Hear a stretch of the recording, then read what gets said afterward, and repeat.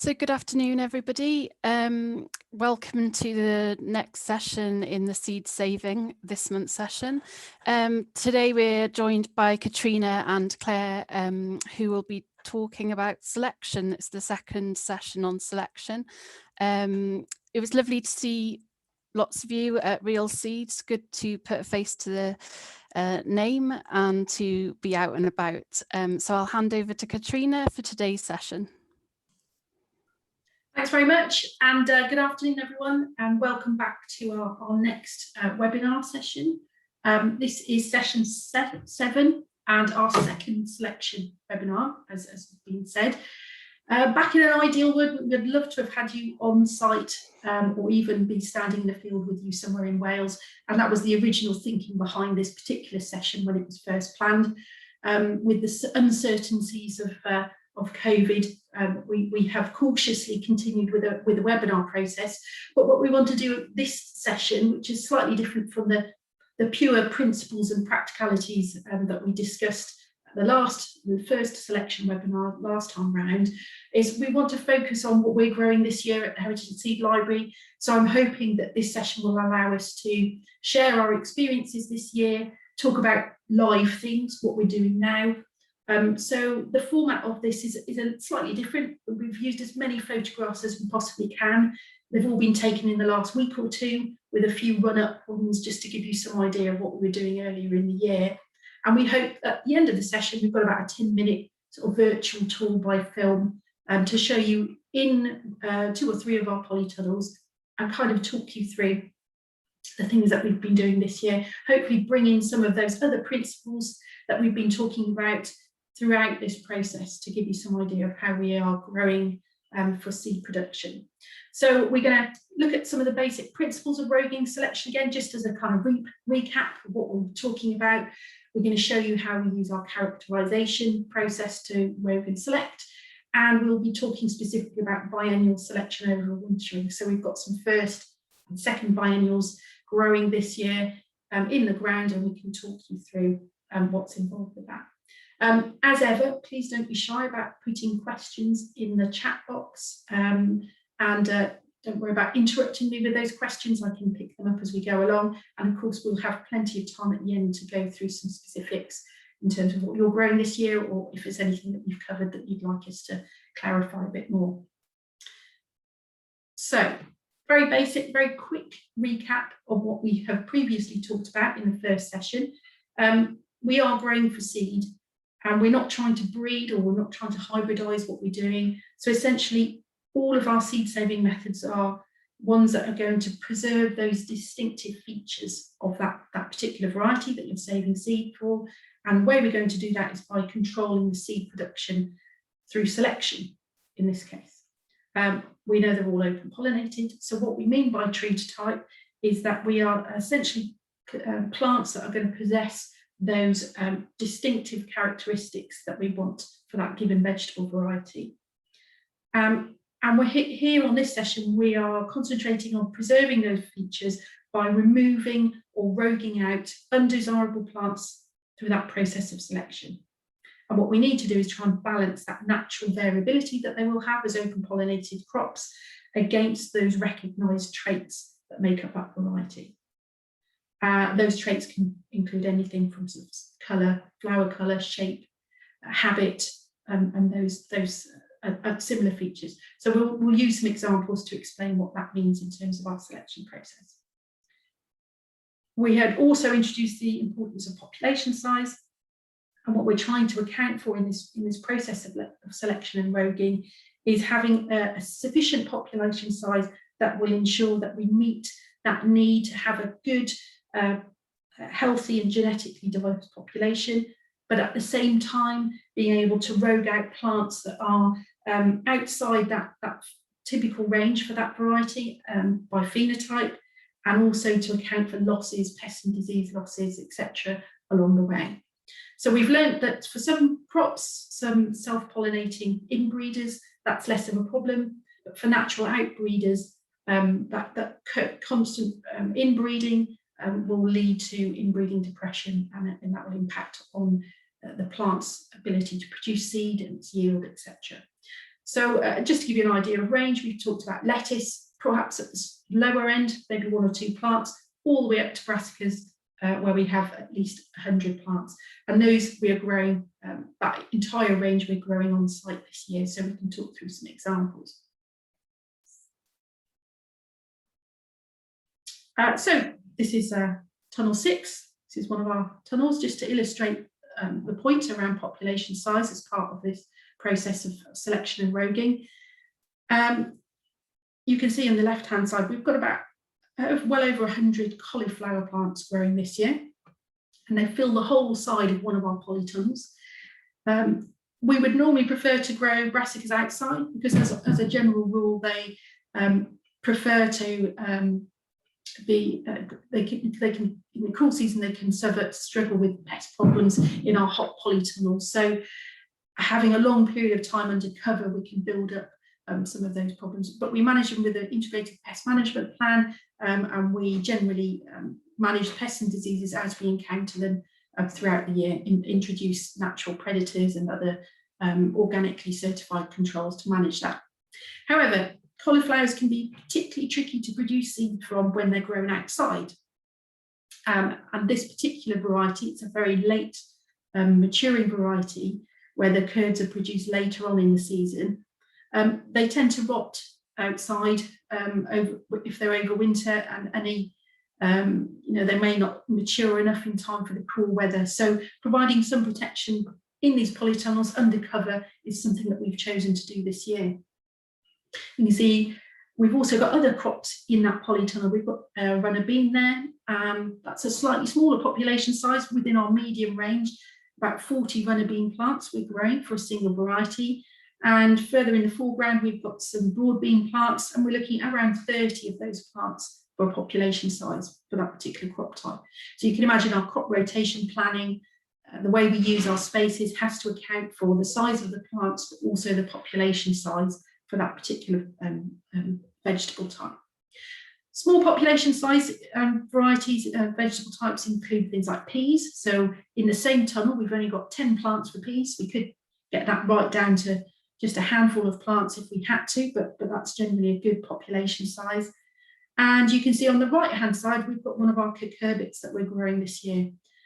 We only need about 6 or 7 plants for that variety. It's a doody, the kind of gourd plant. It's one of our less traditional crops that we have growing, heirloom crops that we've got growing at the Heritage Seed Library. But we need a lot more space because of the habit of the plant, which will really get going, and we'll have to build sort of construct structures to support them. So we know that selection in seed production, open pollinated seed production, is going to involve removing or roguing out undesirable examples and saving the seed from the very best plants. So it's an ongoing process. We've been doing it right from the start of the year, all the way through to where we are now, and we'll continue to do that process sometimes into the second year for biennials to make sure that we have looked at some of the key traits. They may be visible at specific times. So for something like our flowering or seed coat colour, we associate that selection process at all of those stages with the plants that we're growing for seed. Some selection takes place at the edible stage, and that's particularly the case with root crops like carrots, beetroot, for example, and we'll be working through an exercise to look at that before we decide what we're going to keep and plant them out, overwinter them and plant them out for the second year. So how do we decide what are going to be the best seeds to save the examples to save seed from?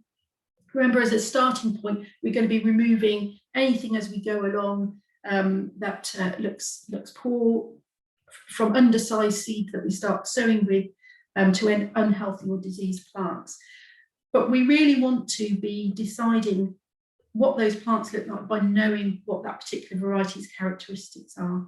And that's where this selection and processes happens against a known set of phenotype information about that particular variety. So let's go to our first example. We've got a broad bean here, Picardy. It's an heirloom variety, quite a heavy cropping, 1 metre tallish kind of broad bean variety, one of several that we're growing this year. Broad beans, they are partial inbreeders, but they can be cross-pollinated. And the flowers generally are pollinated by a bee, and cross-pollination between plants within that variety allows for a nice healthy gene pool. And that's a desirable part of what we do with the population size that we have. So of course, we're trying to do several things here with this particular variety. We want to make sure that we are preventing cross-pollination, if you remember that first principle. And we also want to make sure that we are only saving seed from the best examples and roguing out anything that's atypical. So we've been growing them in isolation, and we are now at the stage, or have recently been at the stage, where we have noticed an atypical plant in that population size that we've grown. And we know it's atypical because we've got a description of it. We know what it should look like, and that's the reference point that we start with each of the 90 or so varieties that we've been growing this year. We noticed that as the plants started to flower, there was one that looked off type out of a population of about 30 that we've grown. And although we should allow some variation, we wouldn't expect to see a large variation across the population. So we checked the descriptor, see what we'd expect to see. It's broad beans with white flowers, green stems, medium tall height, metre or so, and 2 or 3 stems generally forming at the base. And that's fairly typical of this variety. But there was definitely an off type. So the flower colour, you can see in the picture on the right hand side, the flower colour and the stem is atypical. And so although some features were quite matched the other plants, these were the ones that we've selected for. And we've needed to have to decide whether this is evidence of cross-pollination, some kind of seed contamination, so we've sown the wrong seed, or whether this is an acceptable variation within the population size of that variety. Katrina, yes. there's a couple of questions. Alice is asking, can broad beans and fava beans cross? So Vicia fava is the Latin name for a broad bean or a field bean. So it will cross with any other Vicia fava. So that could well be, if you are growing broad beans outside and you're in an open or rural area, there's a high possibility that a field bean will be grown nearby. So there's a risk of cross-pollination. You do need to be around half a mile away from another Vicia faba in order to prevent cross-pollination, which is why we isolate them in our tunnels. So depending on how close another is to that particular variety that you grow, if it is within half a mile, then there are a couple of options. If you're growing them in a block, you could do a block of 6 by 6 plants, or scale that up depending on what size population you want to be growing, and then only save the seed from the plants in the centre of that crop. That's one possibility. That's not something we do. We don't generally take that risk with them, but that's a possibility if you're already growing those crops for seed and you're not sure just how close another Vicia faba is to your crop. I hope that helps. Thank you. And Jeff was saying, could you talk a little about air circulation, mesh side walls within the tunnels to prevent fungal issues, particularly in the lettuce seed crop? I don't know if you want to cover that now or when you go on. Oh, well, his timing is pretty good, actually, because we've got some slides coming up which are looking exactly at that. So we will be, so with this example, we're going to be showing you pictures of the mesh that we used to isolate this particular crop, as well as the tunnels that we've used to isolate the crops. I will address the lettuce issue because we're not covering that specifically. We do grow lettuce in pots in our glass house rather than in our polytunnels at the moment. And you are quite right in terms of air circulation, specifically for lettuce plants, you do need to try and prevent issues such as botrytis. And one of the things that we do is, as the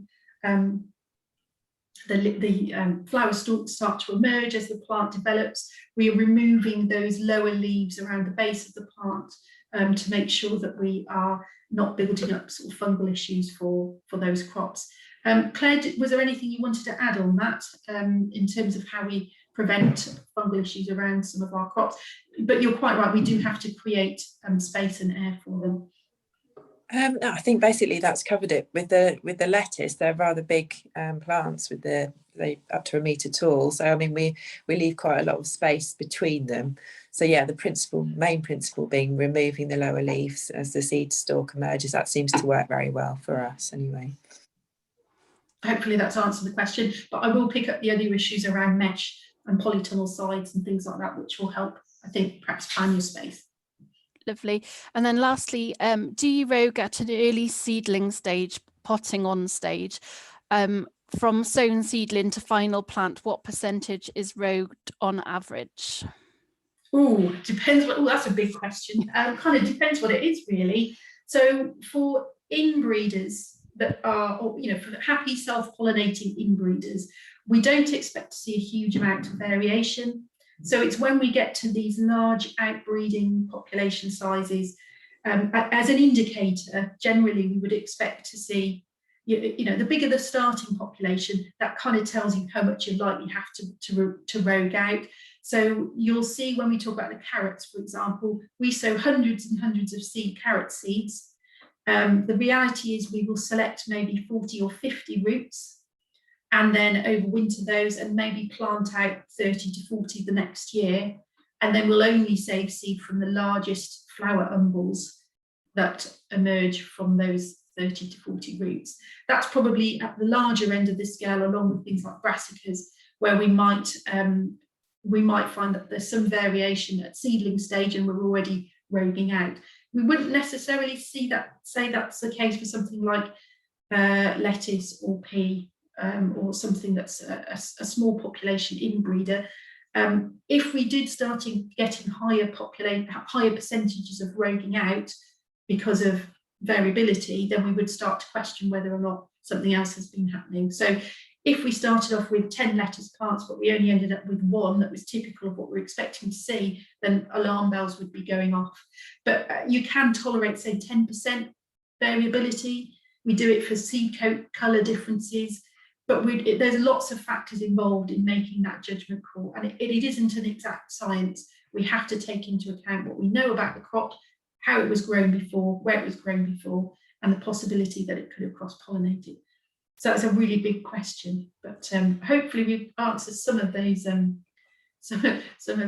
possible answers to that question, if that helps.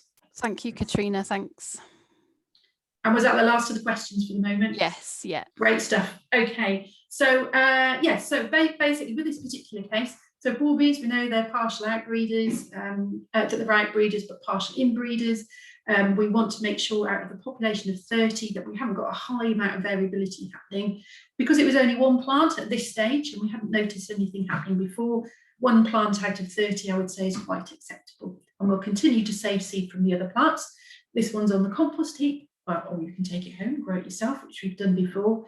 But we will make a note of this variation just in case this happens again, or we need to have an understanding of why we saved seed from X number of plants at the end. Of course, we might discover further along the line that something else might be happening that is atypical, but of course we've reached the flowering stage and then the pod stage, and then we would hope that there will be some consistency then. When we harvest the seed and look at the seed inside, then that's another opportunity for us to consider whether we need to rogue out any further. So, as I mentioned, it's timely to be talking about isolation and meshes and mesh covers, etc. So one of the things we'll make a note of this year is that we have had to isolate this variety even within one of our polytunnels. And that's because we have lots of broadbean varieties we need to grow.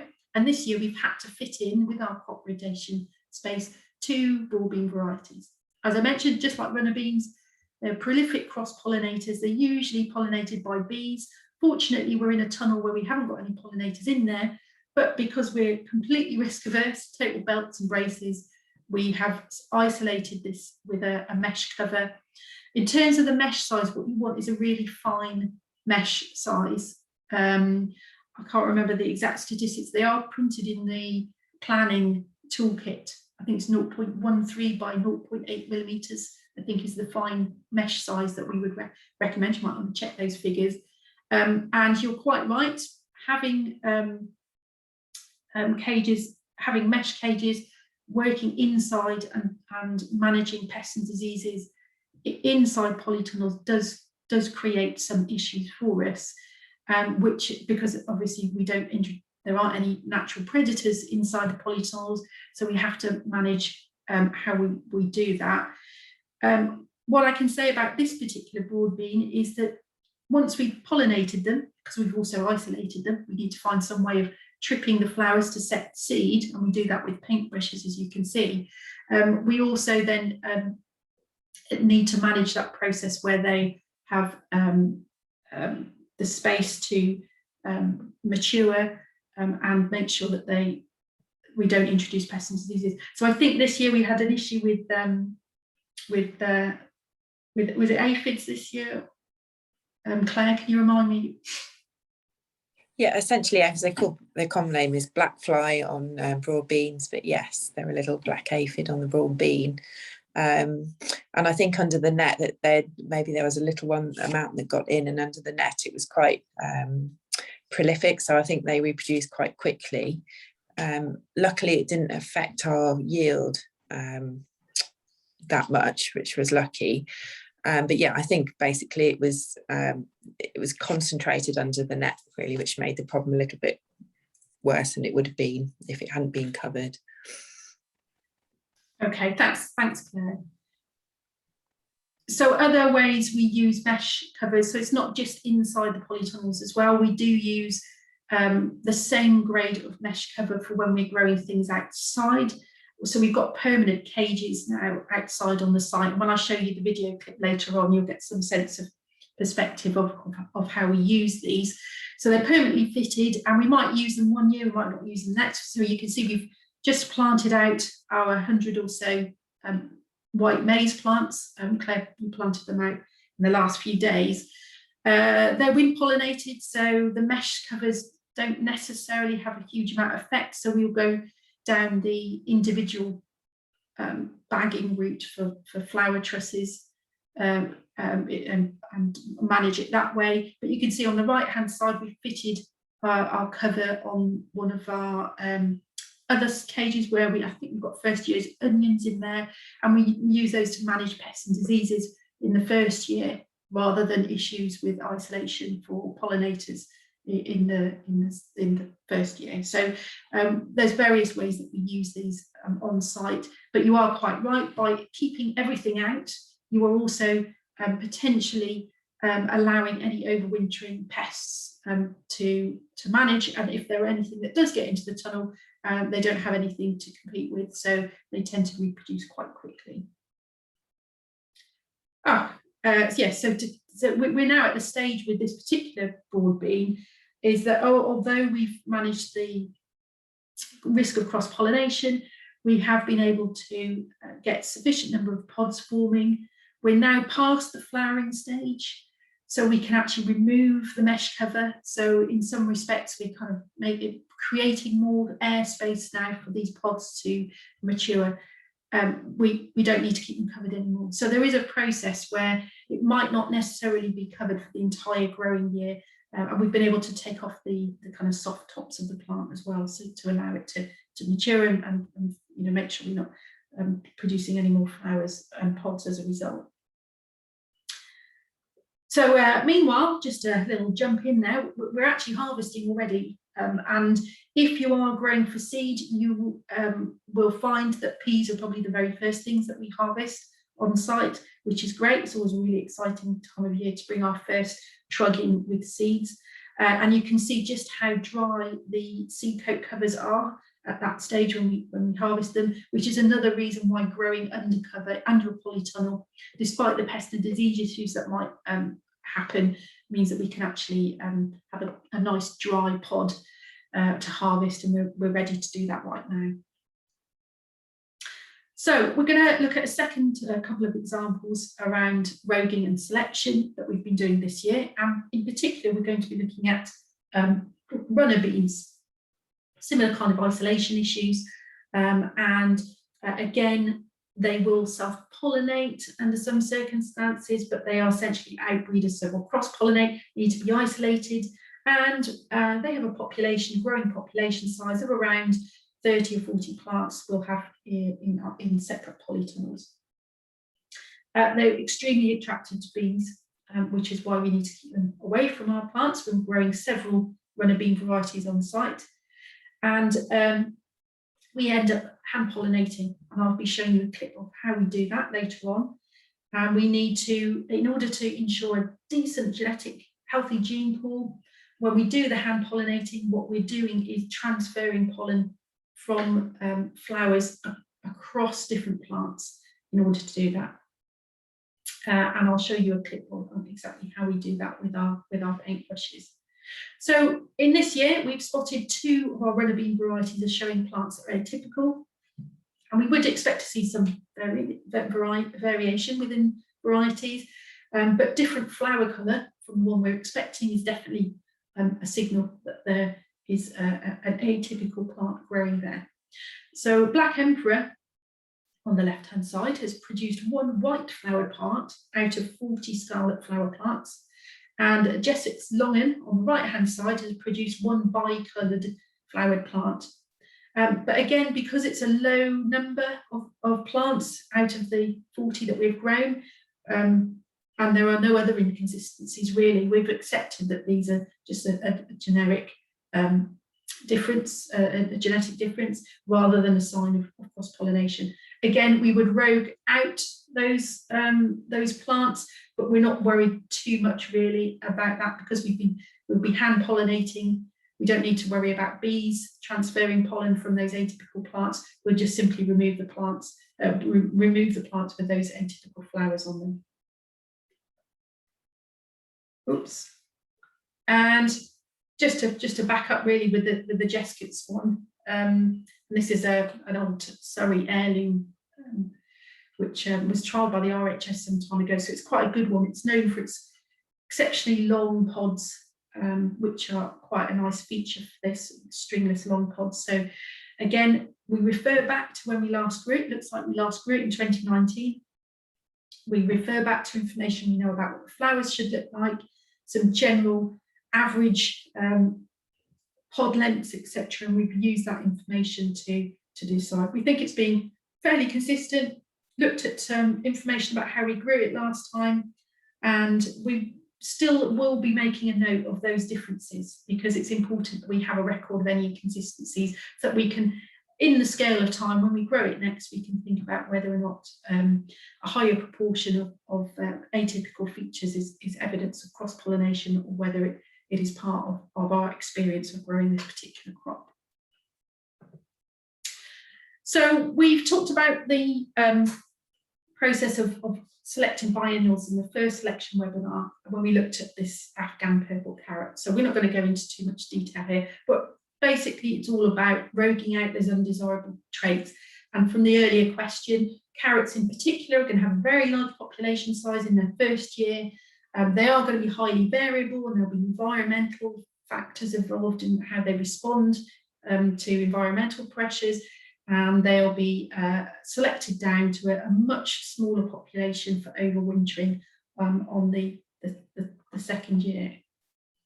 We mentioned that timing was important for vegetables stored out of the ground over the winter. So we haven't even sown our carrot seeds yet. I think we're going to do that in the next week or 2, because we want the timing to be right for our growing selection, closer to the colder part of the year at the end of the growing season. What that does mean is that we don't have any first year roots we can talk to you about. But what we thought we would do was bring in recent experience from the year before, or possibly the year before that, around one of our beetroots that we're growing. And this is Beetroot Dog purple. And for biennials, we'll often grow multiple generations of seed. And this, so that we can do this in the first year, and we can compare and select out the roots that we want to keep without any process of pollination required. So 2 different year groups were grown, and at the first year selection stage, the older seed, and it was really old seed, it was 1994 seed, which we were quite surprised. We had such a good germination rate, but we managed to grow a number of roots from that. That original seed showed a much more purple colouring and a smoother root than the beetroot from the younger seed. This is an ex-commercial variety. We are able to gather more information about what that variety should look like, and that supported the idea that that original seed was much more typical, much more true to type to this variety than the younger seed that had been saved from it. So although the population number was lower than we would have liked as a consequence, because we rogued out all of the more recent seed roots that had been produced, we decided only to save seed from the HSL batch that had been originally saved back in 1994. And that's evidence possibly of some kind of genetic drift, or perhaps at the time we were selecting for something else and sort of missed some key features that would have determined what the final root would have looked like from the seed that we'd saved. So sometimes it's worth bearing in mind if you're going to be doing selection from biennials, and if carrots, root vegetables, for example, are seed of vegetables that you want to save seed from, having multiple generations of seed for outbreeders that potentially will have high variability or can cross-pollinate is certainly worth bearing in mind, and we factor that into all of the seed in our cold store. So we have multiple generations of seed, and we manage that risk of that older seed in order to make sure that we keep our varieties true to type. So I'm going to talk through overwintering process for biennials, because once we've finished our selection process, we need to overwinter them and manage them a healthy population that we can then continue to grow in order for it to flower and set seed in the following year. So for roots such as carrots, parsnip, beetroot, for example, for overwinter storage, we lift the roots, we select the roots, we select down to the best examples, and at the end of the first year, and then we'll trim off the foliage. We tend to store in a box, usually of kind of spent moist compost that we can use, seed compost or leaf mould, or you could use sand, for example, and we keep those in a frost-free, rodent-free place. So we put them in crates, we cover them up in layers, and we keep them nice and cool and stable, somewhere safe. Alternatively, you can pop them up, and you can see that illustrated in the middle picture at the top there. Although the roots will then start to sort of pick up pace, start to grow fairly early with this method. So often it's best to use those with crops that you're going to grow under cover again, and a polytunnel or something earlier in the year. You want to avoid roots from getting pot bounds, because they can suffer a lot of root disturbance when you're trying to replant them out. And they will need all the root that they possibly can have in order to grow and flower well, so you don't want to be damaging anything that you've been overwintering. But roots, carrot roots in pots do seem to re-establish quite well, so there's a kind of balance to be paid there. Leeks and brassicas, generally best left in situ, left where they were growing in the first year, and obviously you will rogue out as you go along in that first year, and you'll want to make sure that you've got a decent population in the second year. Generally kind of try and manage the pest and disease issues around keeping them in situ, so you might want to tidy up the ground around them and minimise any overwintering pests that might be an issue. For onions, we also lift them out of the ground completely, select them, we want them dried, keep the nice and clean, and we often leave them in a sunny position to cure. So we've got a big glass house, pop them on the glass house there, and we'll leave them to cure a bit further before we store them in order to keep them over winter. Obviously, you want to check bulbs for things like rot, white rot, for example, before storing them. You don't want to be storing stuff together where there are any issues or any soft bulbs that might cause rotting issues further along. Onions, they're best stored at either low temperature and low humidity, or high temperature and high humidity. We actually keep them in our cold store, which is very dry and pretty cool as a way of conserving them. The last thing you want to do is to store them at room temperature. So either go for the cold, low humidity, or high temperature, high humidity in order to do that. And that means for low temperatures and low humidity, we're talking about 0 to 7 degrees centigrade, and less than 40% relative humidity. We're down to less than 15% where we are in the cold store. And likewise, over 25 degrees and high humidity for the other end of the scale. So you might find it easier to store them in cold conditions. We're just going to run through a quick exercise to kind of illustrate that process of selection that we do, and really just to recap on that, on what you might be doing later on in the year. So like I say, we haven't got any carrots growing in the ground yet, but if you can project yourself to closer to the end of the year when we've got our harvest ready, we will be digging up our carrots at the edible stage, even though we'll be growing them on after overwintering them to seed production stage. And we've got a fictional variety here that we're just going to talk through the scenario. So let's call this Seed Library Scarlet. It's a very nice variety, standard orange, medium size with a slightly tapering root. And these are just a few of the carrots that we've dug up out of the hundreds that we've sown at the start of the year. So we've talked about removing universally undesirable traits. So maybe something that's slightly over hairy, so we might reject that particular trait. But there are also other undesirable traits that we would want to rogue out at this point. So things like split or forked roots, they tend to be a response to the environment.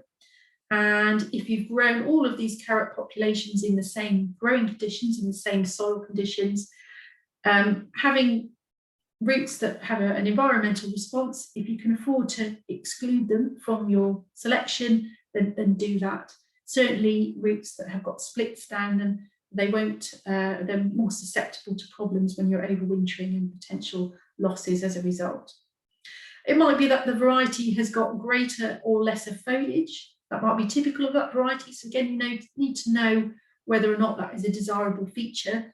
So it could be a weed suppressant if it's highly leafy, or actually it could harbour pests and diseases as an issue. So knowing what the crop should look like from a foliage perspective is also quite important, even though you're assessing them primarily for their roots at this stage. Obviously, you wouldn't want to save any carrots that are diseased or have any particular issues with them that don't look right. In terms of a pest and disease issue, what you don't want to be doing is storing that carrot with other good carrots, because there's potential to pass those problems on. And of course, this might be wonderful if we're growing white Belgian carrot, which we have grown in the past, but this really is not typical of the description for that particular variety. So again, you would want to rogue that out, unless of course you're selecting to produce your own variety, and that's a desirable feature that you're looking for.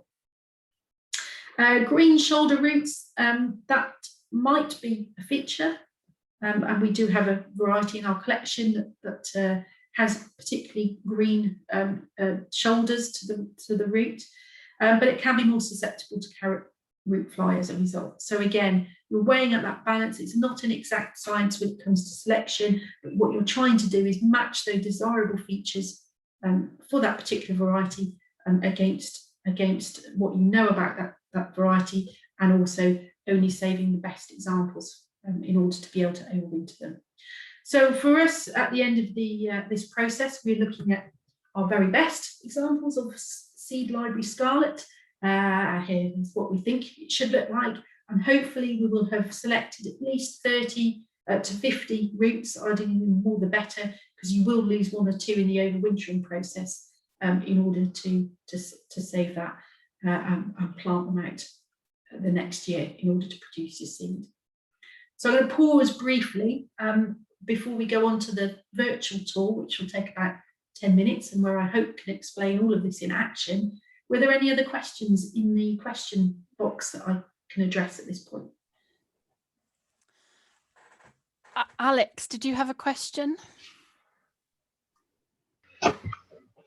Yeah, the plant descriptors that you guys have at the Heritage Seed Library, are they available to the general public? Because, you know, obviously with the descriptions of what is true to type, you know, be useful for us to have them so that we rogue appropriately.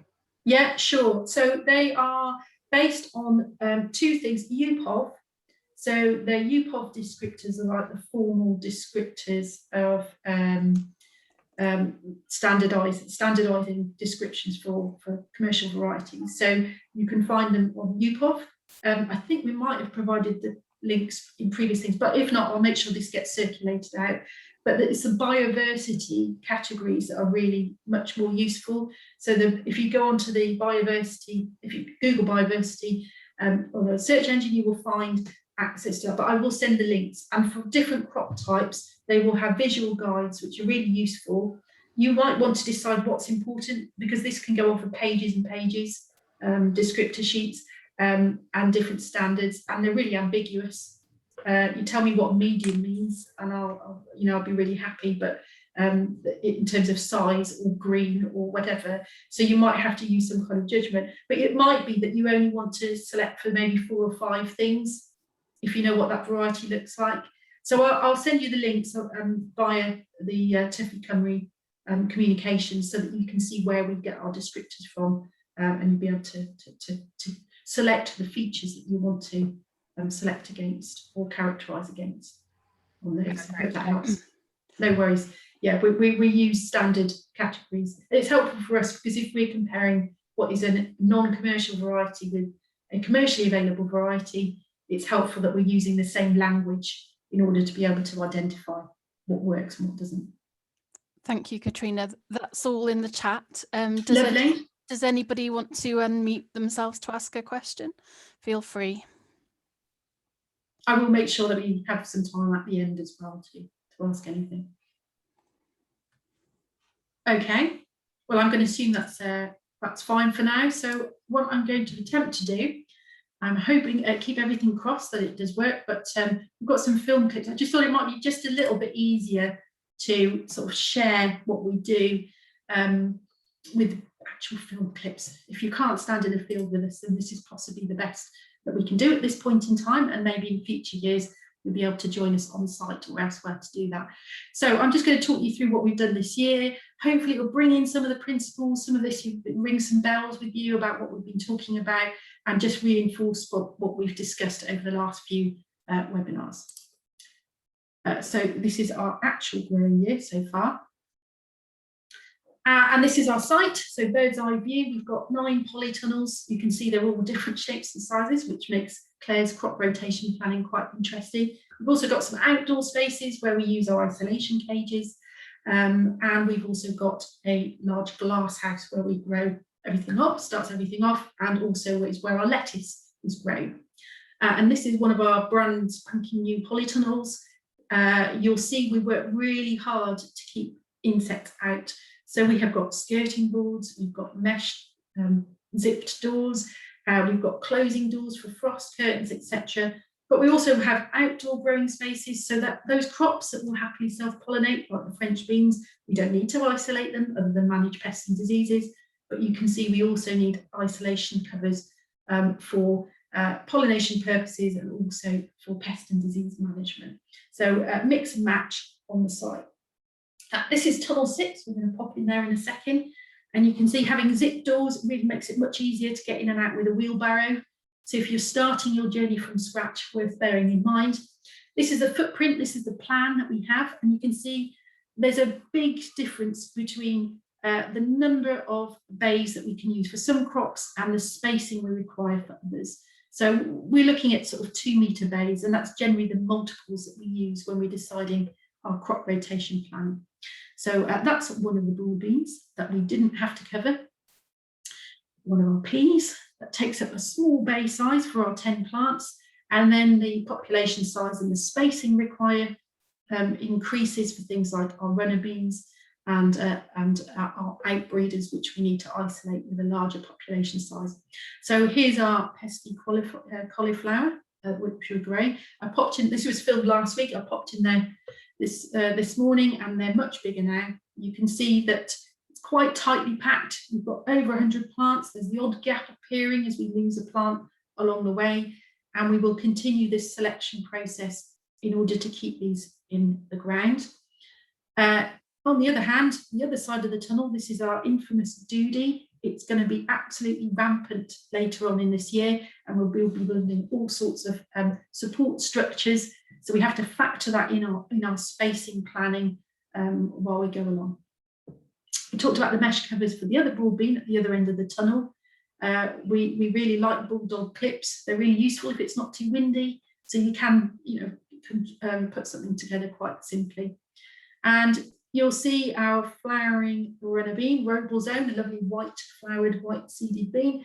And you'll see we've got paintbrushes popped in the ground. That's because we keep our hand pollinating paintbrushes right next to our crops. And this is how we do it. So this is another tunnel. This is last week when we had a big mass hand pollinating event where we dragged in everyone we could to do this. You'll see that the flowers are all at different stages. You can see that we use twine to support this crop. And you'll see that the process of hand pollinating is going to have to work its way all the way up the flower heads for our runner beans. And this is as simple as you do it. Take your paintbrush, pull the peel, and then what we're trying to do is transfer it across all of these different plants during that period of time. It will take several weeks to do that. Characterization, we showed you a couple of our characterization sheets. It's really important that we know what our crops look like. This is a teeny weeny little pea plant, Lord Leicester, absolutely minute, really low yield. Not really surprised that it's not a commercially viable crop, but we know that's typical, so we've been able to keep the plants. This is one we're trialling this year. This is Rosa Crone, and we are taking all sorts of measurements on this. So there's a pop-up of our partially filled in Rosa Crone characterization sheet. You can see those NUPOV and biodiversity descriptors. But most importantly, if you don't want to go down the paperwork route, I think taking lots of really good photographs of your crop so that you know what it should look like, tells, pictures tells 1,000 words and all that. It's really useful for us to know what to expect to see, and that will help us rogue out Atypical. Sorry about the pixelated picture. That's what I was doing today, but I didn't have time to pick an example of what I was doing. We're going to move on to tunnel 7, and we're going to look at the difference between first and second year. Look at the population size for this carrot, the spacing. We haven't sown it yet, but there's the second year of a different variety that is currently growing for seed in the second year.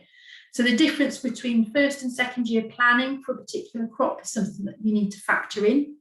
Remember, for something like these leek, which is growing in this tunnel, it's going to be in situ. So we expect to rogue out as we go along.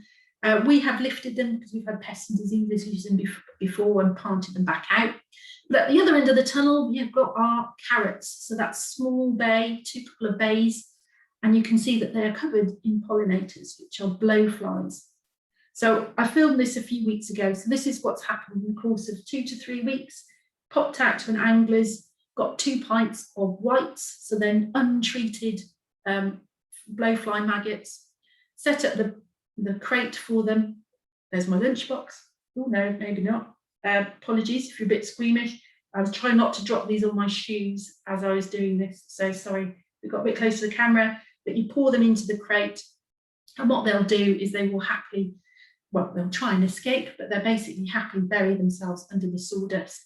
And they'll be quite happy there as they pupate. First thing you want to do is keep them in there, but also keep any emerging flies eventually. So we will peg a mesh cover over the crate. And just to be on the safe side, we also often put a weight on the top so that we don't have any clever flies coming out. Leave them for a few days and you will start to see those little casters form. So little hard, shiny shelled, pupated maggots. As soon as you start seeing flies emerging, take them into the tunnels. You can take the cover off, or you can transfer them into a holy box for them to escape. And you can see they're quite effective. We often thought that they would accidentally pollinate just by bumbling around on them, but we can see from a closer look that these are really getting into the flowers. So they're not quite as efficient as bees, but they're really cheap to manage and they're quite easy to handle, and we can do that quite easily. Final point, managing cross-pollination risks. Tomatoes generally have those enclosed flowers. We've got 2 in that particular tunnel, which have got open flowers, not unusual for heritage varieties. We're going to have to reset the plot because there are flies in there. We'll take all the flowers off both plants and we'll cover off one of them, just like we've done with the broad bean, in order to make sure we don't have any cross-pollination issues. And finally, our last tunnel. Again, we're now looking at a second-year leek.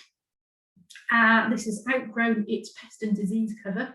You can see it's pushed right up, and the spathes of the flower heads are beginning to form now. It's already got flies in there because there's another carrot in there, but we may need to introduce more pollinators later on. And finally, our wind-pollinated crops. Here's the beetroot that we had at the end of last year, nicely boxed up.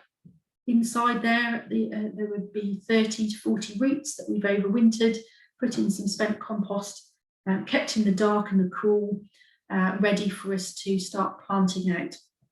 So when there's some sign of life earlier in the year, we planted them out in the ground, nicely spaced, with these little metal collars, and they're there to prevent nibbling by rodents and things like that, or being dug up by anything, and they will happily outgrow those collars. This is what one of them looked like last week. They're not quite ready there yet. You can see they produce these very long strands. We have to cane them up with string to keep everything off the ground, but there's no sign of any pollen on them. You can see a few flies on them, but they're much more interested in the flowers next door. So wind pollinated, they're not necessarily interested in attracting pollinators. And this is one of our volunteers giving them a gentle shake. It's quite useful if we've got canes wrapped around them in order to do that. So our two key principles, which I hope have been reinforced: we want to prevent cross-pollination, and in this case, in this session, select and rogue the very best examples for our seed production. So that, I hope, was just like a little whistle-stop tour of HSL this year. Hopefully it illustrates that we do practice what we preach in terms of producing seed, and that there are various methods that we can do to do that. So I'm going to stop there and see if there are any questions or any specific things that you're growing that you would like us to give you some advice on or have any questions about. Thank you, Katrina. That was great to have a little virtual tour and be able to see it as best as we can. So I wish you were all there standing with us having a look, but maybe one day, but not this time, unfortunately. Hopefully next year. Does anyone have any questions? You're all quiet this evening. Hi there. Sorry, I'll just put my video on as well. My leeks are just heading up now. So could you just run me through again the best method for pollinating them? Yeah, so there, yes. Sorry, so I interrupt you, Steve. Carry on. No, that was it really. Okay. I mean, they've been left in situ. Yeah. They're quite tightly closed together. I've rogued out all the ones that I've thought. Perfect. So I think they're nearly, yeah, they're just, like I said, the first few heads are opening now. Right, okay. So our preferred method, there are two methods. Our preferred method is to introduce pollinators, just like we've done with the carrots. But if the timing isn't quite right, or if you'd rather not do that, you'd rather not do that process, then you can hand pollinate them. And what we would recommend that you do is, rather than those tiny paintbrushes, is use a much broader decorating paintbrush, for example, and carefully, because they're self-incompatible, what you're trying to do with all of those tiny little flowers is take pollen, transfer it ideally to another plant, again to make sure you have a good genetic gene pool in order to do that. It will take several attempts. We've had mixed success, haven't we, Claire, with hand pollinating? Definitely our preference is to introduce pollinators. So in terms of timing, when those spathes start, those seed heads, you can see they're still enclosed. You're going to have to think maybe 1 or 2 weeks different. So if you start seeing them forming, if they haven't quite yet opened, you might just have enough time to pop down to the angler's shop, if that's the route you want to go, get your whites, do what we've just shown, and then within two weeks, I would expect you would start having blowflies that can do that process for you. For a decent population of, say, I don't know how many leeks you're growing, 30 leeks maybe, something like that, then 1 or 2 pints of maggots would probably be more than enough. Brilliant. Brilliant. Claire, is there anything more you would add to that? I mean, certainly the hand pollinating side of it, I haven't really done myself. I know that we've had sort of mixed success, some poor experiences with hand pollinating. So I don't know if there's more you want to add to that advice, Claire. I think with the hand pollinating, it was just a little bit hit and miss. So the best approach, if you want to do that, is to do it as much as you can, really, and then hopefully you'll catch from the right time, because some plants, for example squashes, it's best to hand pollinate them before noon.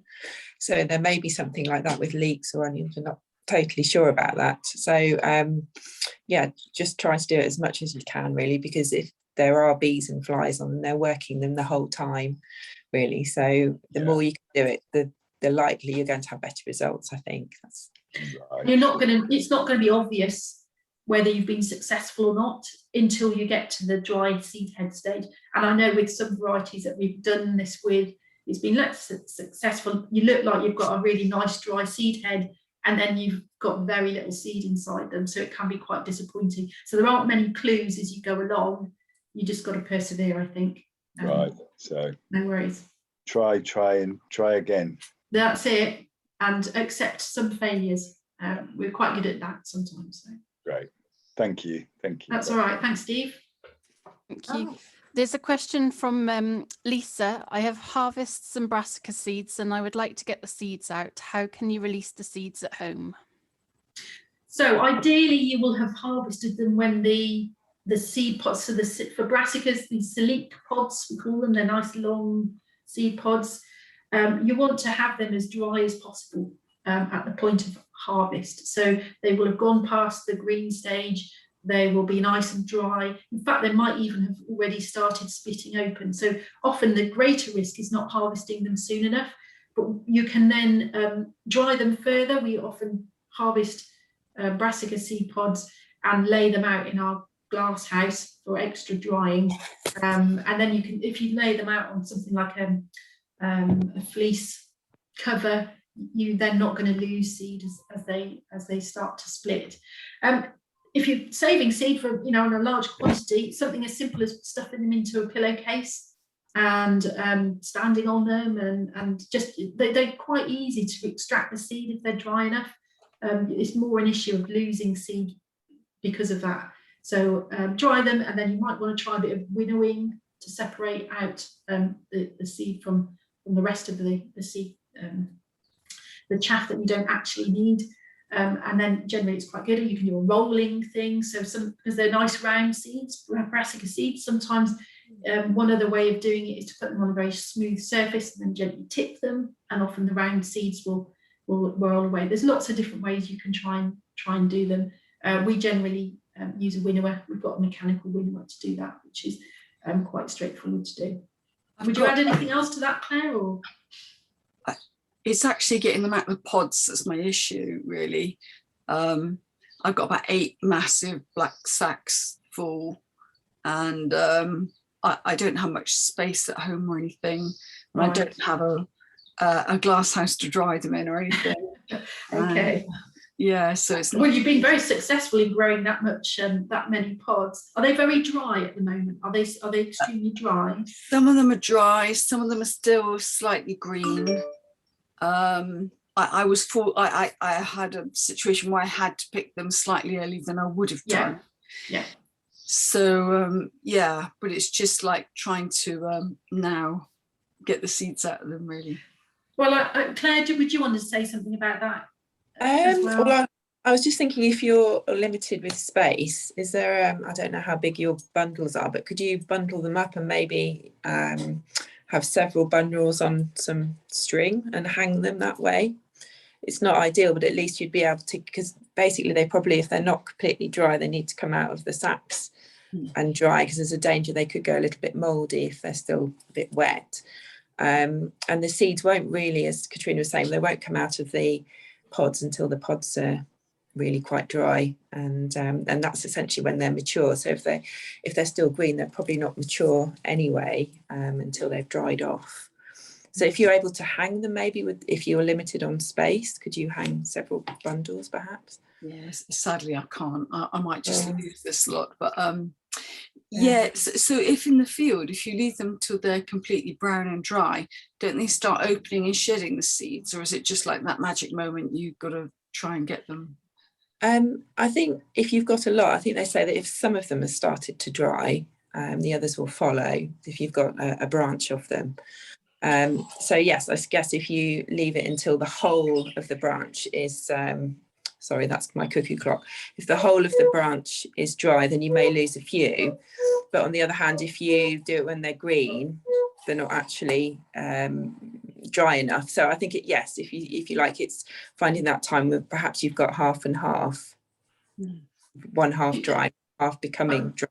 You know what I mean? And are you trying to save large quantities of seed commercially, or so you are doing it on a large? You do want to be doing this on a large scale, not just. It's not worth you selecting out the dry stuff from the not so dry stuff and reducing how much seed you've got as a result. You'd rather do this on a larger scale. Well, this was an experiment in saving my own seed to grow microgreens. So okay, yeah. So you want a lot of seed at the end of it, preferably, yeah. No, that's fair enough. No, I think what Claire said about maybe hanging it up or in some kind of smaller space. If you are successful, you're going to have so much seed. I mean, it is you know, it's really tricky crop growing brassicas for seed, but you are rewarded with not only large quantities of seed, but seed with a long shelf life. So if you can get that balance right, but you do need to make sure you're saving ripe seed. And that the ripeness is, as Claire said, is related to the dryness of the pods. So there's a bit of a balance to be struck. You don't want to be losing loads of seed, but you also need to make sure you can actually work with the pods that you've harvested. Okay, well, thank you for that. Thank you, Lisa. Cheers. Can I just say that last year, after we had our first session, I rode 10 Blue Soleil leeks and I put them in the polytunnel. And I didn't, it's an open polytunnel. I mean, I need air circulation for everything else I grow. And the bees pollinated them brilliantly. And this year we had 100% germination rate. Wow. And thousands of leeks.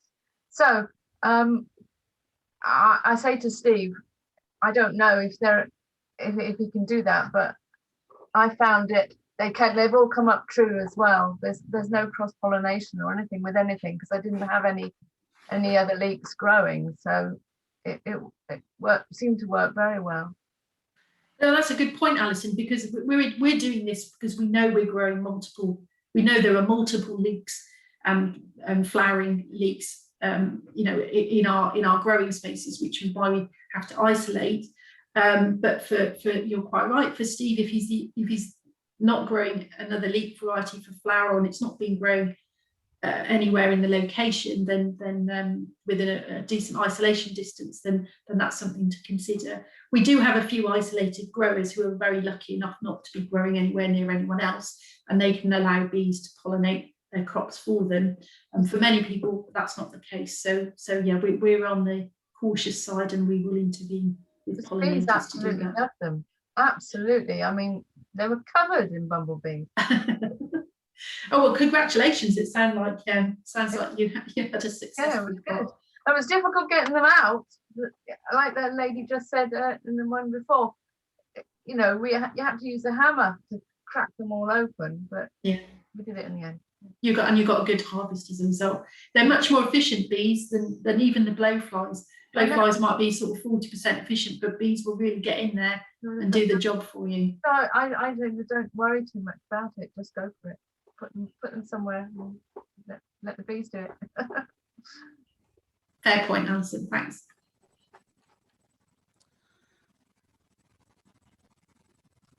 Steve, did you want to? I was just putting a message to Lee. I made an old, I got an old net curtain and then stitched it, folded it in half and stitched it down the side and hung my pak choi in it last year or year before. And so when you get to that stage where the pods start opening and dropping the seeds, even if it was a bit green, then they sort of carried on drying inside the net rather than having them in a bag where they might go mouldy. and that way I didn't lose a lot of seed. It just all seemed to drop into the bottom, and then still had to do the threshing process, obviously, but yeah, Good idea. It caught quite a lot of it.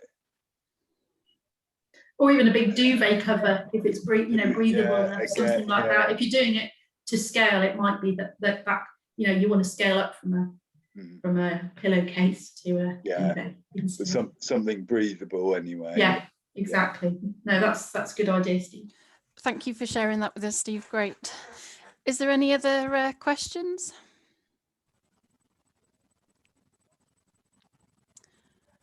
No? Can I? Naomi, did you want to ask a question? No? Just enjoying the sunshine now. Very jealous. That just leaves me to say thank you very much, Katrina and Claire, for a great session. And like I said, thank you for the virtual tour. The next session is going to be on August the 19th, which is a Thursday, not a Wednesday. And it's on harvesting and cleaning your seeds. So we hope to see you then. Nice to see you all. Thanks very much. Bye-bye. Bye. Bye.